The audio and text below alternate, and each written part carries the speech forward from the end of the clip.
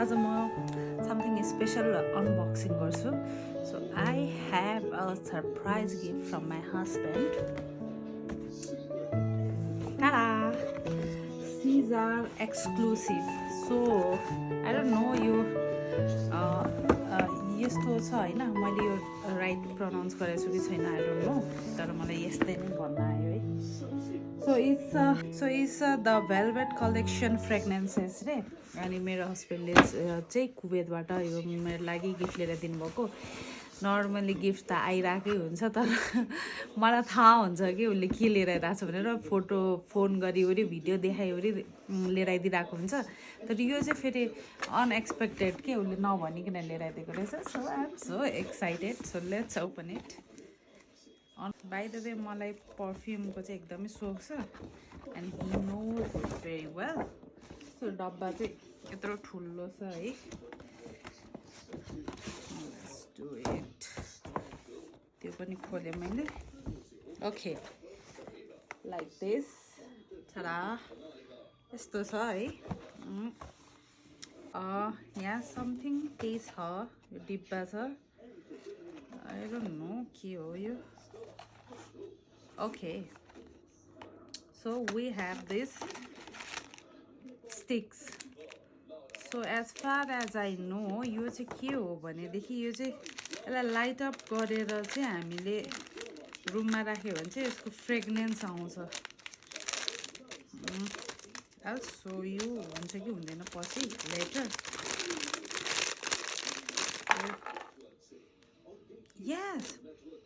कस्तो मिठो बास्ना के. स्टिक छ यार यो त. Stick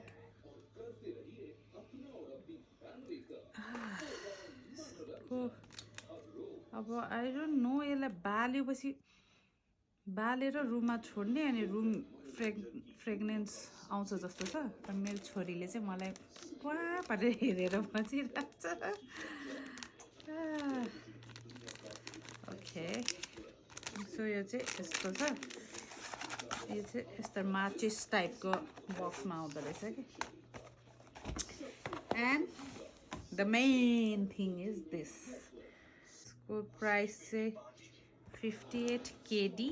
I don't know, Nepali कन्भर्टै गर्नुपर्छ.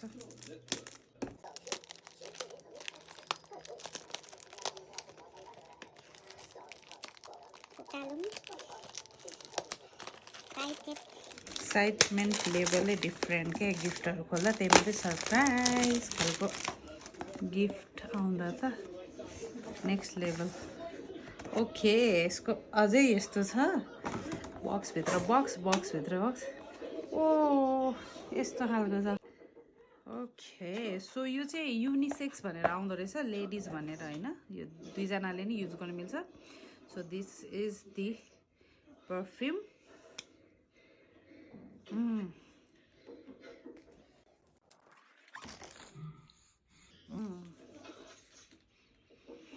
Heavenly. Friend. Thank you, dear husband. यसको बक्स चाहिँ कस्तो मजाको के. I love it. यस्तो गर्यो, खोल्यो अनि त्यसभित्र पनि यो यसरी आउँदो रहेछ. That's for the today. Unboxing भयो, गिफ्ट पाइहालेँ, मक्ख परिहालेँ. अब लगाउनु पर्छ.